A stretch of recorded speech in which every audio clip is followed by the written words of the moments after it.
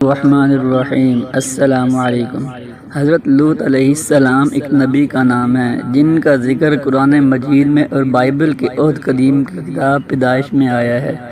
حضرت لوط علیہ السلام کا شہر صدوم قرآن پاک کی سورہ حاقہ میں اسے الٹ پلٹ ہو جانے والا شہر کہا گیا ہے۔ یہ ملک شام میں صوبہ حمص کا ایک مشہور شہر ہے۔ حضرت لوط علیہ السلام بن حیران بن طارق یہ حضرت ابراہیم علیہ السلام کے بھتیجے ہیں۔ یہ لوگ عراق میں شہر بابل کے باشندے تھے۔ پھر حضرت ابراہیم علیہ السلام وہاں ہجرت کر کے فلسطین تشریف لے گئے اور حضرت لوط علیہ السلام ملک شام کے ایک شہر اردن میں مقیم ہو گئے، اور اللہ تعالی نے آپ کو نبوت عطا فرما کر صدوم والوں کی ہدایت کے لیے بھیج دیا۔ مدائن صالح اور دمشق کے درمیان بحیرہ لوط جو سی سالٹ کہلاتی ہے، اس کے نزدیک آپ کی قوم آباد تھی۔ لوط علیہ السلام کی امت جن بستیوں میں رہتی تھی وہ بڑی شاداب اور سرسبز بستیاں تھیں۔ غیر بستیوں کے لوگ شادابی کے سبب سے قوم لوط کی بستیوں میں اکثر آ جایا کرتے تھے، جن کی وجہ سے قوم لوط کو طرح طرح کی تکلیف ہوتی تھی۔ شیطان نے قوم لوط کو بہکایا کہ غیر بستیوں کے لوگ جو آویں ان کے ساتھ جتنے نوعمر لڑکے ہوں ان لڑکوں سے بدفعلی کی جاوے تو غیر لوگ تمہاری بستیوں میں ہرگز نہ آویں۔ شیطان کے بہکانے سے اور خوبصورت لڑکا بن کر ان کے ورغلانے سے انہوں نے ویسا ہی کیا، اور پھر ان میں وہ عادت جم گئی۔ حضرت لوط علیہ السلام نے ہر چند کو سمجھایا مگر انہوں نے نہ مانا۔ آخر حضرت جبرائیل علیہ السلام نے اس قدر ٹکڑا زمین کا اٹھا کر اللہ کے حکم سے الٹ دیا اور ان لوگوں پر پتھروں کا مینہ برسایا جن پتھروں میں آگ کے شعلے بھی تھے، اور سب لوگ ہلاک ہو گئے۔ حضرت لوط علیہ السلام حضرت لوط اور حضرت ابراہیم علیہ السلام حضرت لوط علیہ السلام حضرت ابراہیم علیہ السلام کے برادر زادہ ہیں۔ ان کے والد کا نام حیران تھا۔ حضرت لوط علیہ السلام کا بچپن حضرت ابراہیم علیہ السلام ہی کے زیر سایہ گزرا، اور ان کی نشو و نما حضرت ابراہیم علیہ السلام کی آغوش تربیت کی رہنمت تھی۔ اس لیے وہ اور حضرت سارہ علیہ السلام ملت ابراہیمی کے پہلے مسلم اور السابقون الاولون میں داخل ہیں۔ پس ایمان لایا لوط ابراہیم کے دین پر اور کہا میں ہجرت کرنے والا ہوں اپنے رب کی جانب۔ یہ اور حضرت ابراہیم علیہ السلام کی بیوی حضرت ابراہیم علیہ السلام کی ہجرتوں میں ہمیشہ کے ساتھ رہے ہیں، اور جب حضرت ابراہیم علیہ السلام مصر میں تھے تو اس وقت بھی یہ ہم سفر تھے۔ تورات میں ہے کہ مصر کے قیام میں چونکہ جنوں کے پاس کافی ساز و سامان تھا اور مویشیوں کے بڑے بڑے ریور تھے، اس لیے ان کے چراہوں اور محافظوں کے درمیان بہت زیادہ کشمکش رہتی تھی۔ حضرت ابراہیم علیہ السلام کے چرواہے چاہتے تھے کہ اس چراگاہ اور سرسبزہ سے پہلے ہمارے ریوڑ فائدہ اٹھائیں، اور حضرت لوط علیہ السلام کے چراہوں کی خواہش تھی کہ اول ہمارا حق سمجھا جائے۔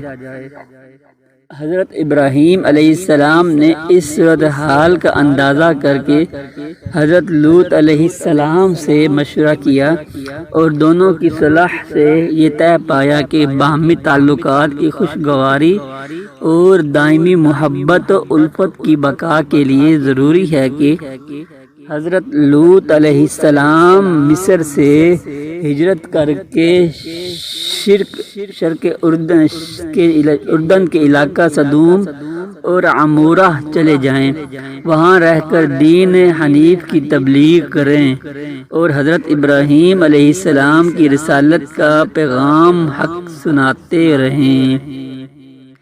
اور حضرت ابراہیم علیہ السلام پھر واپس فلسطین چلے جائیں اور وہاں رہ کر اسلام کی تعلیم و تبلیغ کو سر بلند کریں۔ اردن کی وہ جانب جہاں آج بھی میت یا بحر لوط واقع ہے، یہی وہ جگہ ہیں جس میں سدوم اور عمورہ کی بستیاں آباد تھیں۔ اس کے قریب بسنے والوں کا یہ اعتقاد ہے کہ پہلے یہ تمام حصہ جو اب سمندر نظر آتا ہے کسی زمانہ میں خشک زمین تھی اور اس پر شہر آباد تھے۔ سدوم و عمورہ کی آبادیاں اسی مقام پر تھی۔ یہ مقام شروع سے سمندر نہیں تھا، بلکہ جب قوم لوط پر عذاب آیا اور اس سرزمین کا تختہ الٹ دیا گیا اور سخت زلزلے اور بھونچال آئے، تب یہ زمین تقریباً 400 میٹر سمندر سے نیچے چلی گئی اور پانی ابھر آیا۔ اس لیے اس کا نام بحر میت اور بحر لوط ہے۔ یہ صحیح ہو یا غلط، بہرحال یہ مسئلہ حقیقت رکھتا ہے کہ اس بحر میت کے ساحل پر وہ حادثہ رونما ہوا جو قوم لوط کے عذاب سے موسوم ہے۔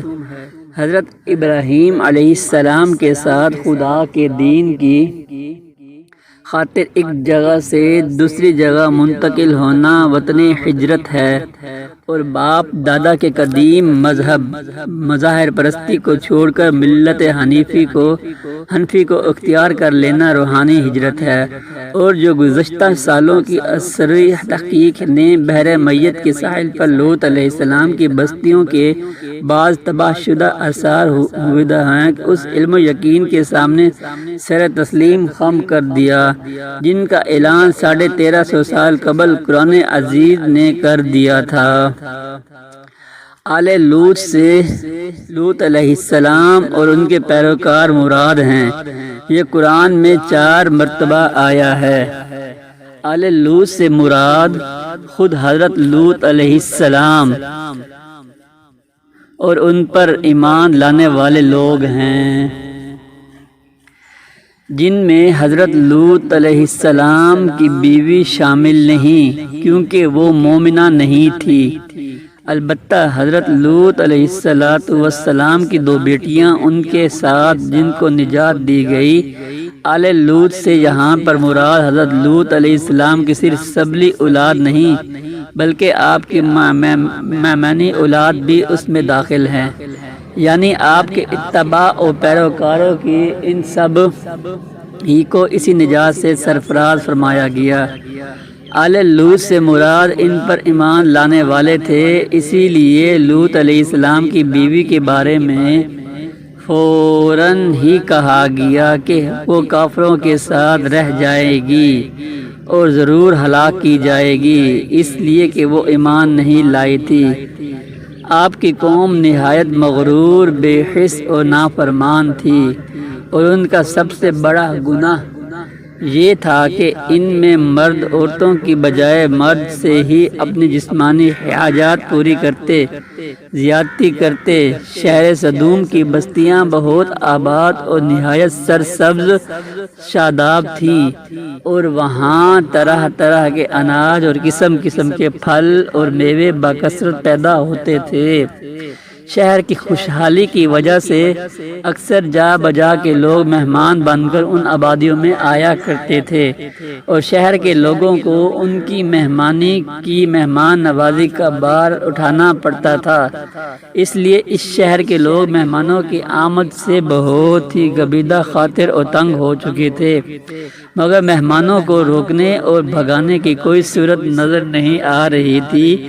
اس معمول میں ابلیس لعین ایک بوڑھے کی صورت میں نمودار ہوا، اور ان لوگوں سے کہنے لگا کہ اگر تم لوگ مہمانوں کی آمد سے نجات چاہتے ہو تو اس کی یہ تدبیر ہے کہ جب بھی کوئی مہمان تمہاری بستی میں آئے تو تم لوگ زبردستی اس کے ساتھ بدفعلی کرو۔ چنانچہ سب سے پہلے ابلیس خود ایک خوبصورت لڑکے کی شکل میں مہمان بن کر اس بستی میں داخل ہوا اور ان لوگوں سے خوب بدفعلی کرائی۔ اس طرح یہ فعل بد ان لوگوں نے شیطان سے سیکھا۔ پھر رفتہ رفتہ اس برے کام کے یہ لوگ اس قدر عادی بن گئے کہ عورتوں کو چھوڑ کر مردوں سے اپنی شہوت پوری کرنے لگے اور زیادتی کرنے لگے۔ قوم لوط علیہ السلام نے جب سدوم میں آ کر قیام کیا تو دیکھا یہاں کے باشندے فواحش اور مصیبتوں میں اس قدر مبتلا ہیں کہ الامان الحفیظ دنیا کی کوئی برائی ایسی نہیں تھی جو ان میں موجود نہ ہو، اور کوئی خوبی ایسی نہیں تھی جو ان میں پائی نہ جاتی ہو۔ دنیا کی سرکش، متمرد اور بد اخلاقی و بد اعتبار اقوام کے دوسرے عجوب و خواہش کے علاوہ یہ قوم ایک خبیث عمل کی موجود تھی، یعنی اپنی نفسانی خواہشات کو پورا کرنے کے لیے وہ عورتوں کی بجائے مرد لڑکوں سے اختلام رکھتے تھے۔ دنیا کی قوموں میں اس عمل کا اس وقت تک قطعاً کوئی رواج نہ تھا۔ یہی بدبخت قوم ہے جس نے اس ناپاک عمل کی ایجاد کی۔ اس عمل کا نام لواطت مشہور ہے، اور اس سے بھی زیادہ شرارت، خباثت اور بے حیائی یہ تھی کہ وہ اپنی اس بد کرداری کو عیب نہیں سمجھتے تھے اور علی الاعلان فخر و مباحت کے ساتھ اس کو کرتے رہتے تھے۔ اور یاد کرو لوط علیہ السلام کا واقعہ جب اس نے اپنی قوم سے کہا کہ تم ایسے فاحش کام میں مشغول ہو جس کو دنیا میں تم سے پہلے کسی نے نہیں کیا، یہ بلا شبہ تم عورتوں کی بجائے اپنی شہوت کو مردوں سے پوری کرتے ہو، یقیناً تم حد سے گزرنے والے ہو۔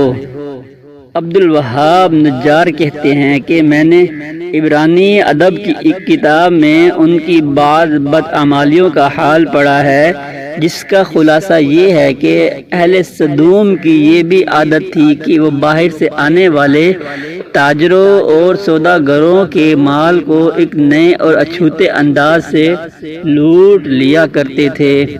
چنانچہ ان کا یہ طریقہ تھا کہ جب کوئی سوداگر باہر سے آ کر سدوم میں قیام ہوتا تو اس کے مال کو دیکھنے کے بہانے سے ہر شخص تھوڑی تھوڑی چیزیں اٹھاتا اور لے کر چل دیتا، اور تاجر بے چارہ حیران و پریشان ہو کر رہ جاتا۔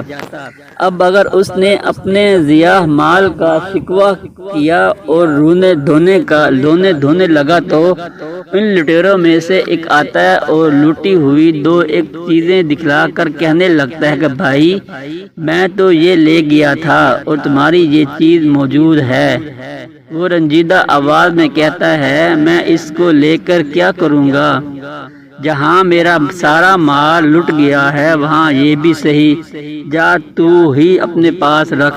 جب یہ معاملہ ختم ہو جاتا تو اب دوسرا آتا ہے اور وہ بھی اسی طرح کوئی معمولی سی چیز دکھا کر وہی کہتا جو پہلے نے کہا تھا، اور سوداگر رنج و غم اور غصہ میں اس سے بھی پہلی بار لوٹا کر کہہ دیتا۔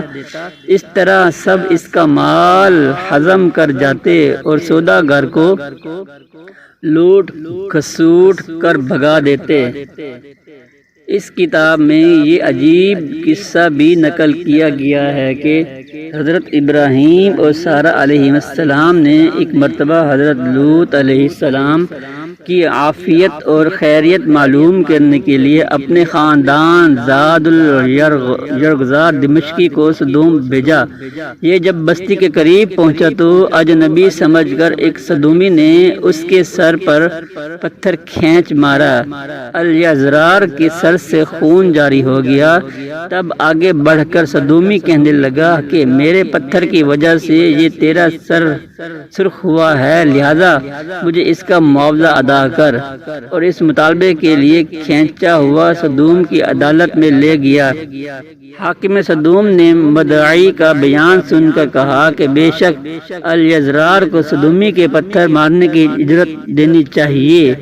الیزرار یہ سن کر غصے میں آ گیا اور ایک پتھر اٹھا کر حاکم کے سر پر دے مارا اور کہنے لگا میرے پتھر مارنے کی جو اجرت ہے وہ تو اس صدومی کو دے دینا، اور یہ کہہ کر وہاں سے بھاگ گیا۔